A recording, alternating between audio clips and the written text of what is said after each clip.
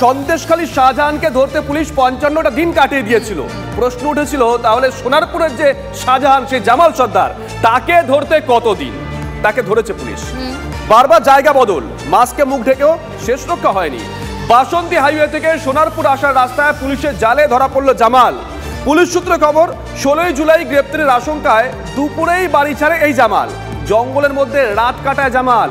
এরপর বিধাননগর আর ডানকুনিতে পরিচিতর বাড়িতে দুদিন ছিল জামাল।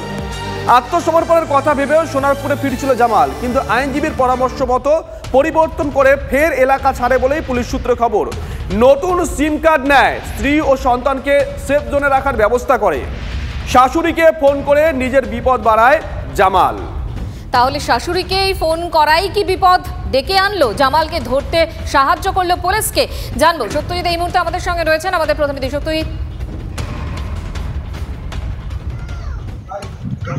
না, একেবারে তোমরা যেটুকু বলছিলে যে 16 তারিখের ঘটনা, ঠিক সেখানে 12টা 27 মিনিটে এই জামাল গ্রেপ্তারির আশঙ্কার পরেই কিন্তু সে বাড়ি ছেড়েছিল এবং তারপরে সুন্দরবন এলাকা এবং কলকাতার এলাকার একটি জায়গাতে থাকার পরেই গতকাল রাতে ঠিক সোনারপুরের আসার চেষ্টা করছিল বাসন্তী হাইওয়ে হয়ে। আর ঠিক সেখানেই তদন্তকারী আধিকারিকরা যারা লাগাতার খোঁজবার চেষ্টা করছিল এই জামালকে, তারা কিন্তু একে ট্র্যাক করে এবং জামালকে ধরে ফেলে। সেই সময় জামালের মুখে মাস্ক ছিল এবং আমি বারবার যেটা বলবার চেষ্টা করছিলাম, জামাল দুজনার সঙ্গে যোগাযোগ করতে পারে খুব বেশি, এক নিকট আত্মীয় এবং দুই আইনজীবীদের। ঠিকই সত্যি একটা কথা বলতে, জামালকে গ্রেফতারের পর যে বিষয়গুলো সামনে এসেছিল, বেআইনিভাবে জমি দখল এবং তার যে ওই প্রাসাদপম বাড়ি, বেআইনি সেই বাড়ি, সে সম্পর্কে কিছু জানতে পারছো? পুলিশ কিছু জানতে পারলো জামালের কাছ থেকে?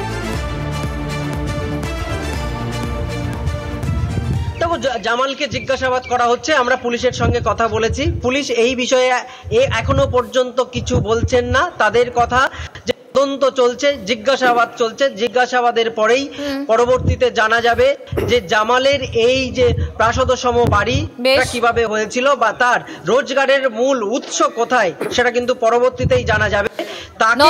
আমাদের নজর রাখো সত্যজিৎ। আপাতত তোমাকে ধন্যবাদ। পুলিশ সুপারের বক্তব্য শোনাবো আপনাদের। জামালটা তো অ্যারেস্ট হলো আজকে, ঠিক আছে। আমরা চন্দনেশ্বর আর আমাদের সোনারপুরের যে বর্ডার ছিল ওখান থেকে আমরা অ্যারেস্ট করলাম। তারপরে এবার তদন্ত হবে, ওকে পিসিতে নিয়ে এসে দেখি সব বেরোবে।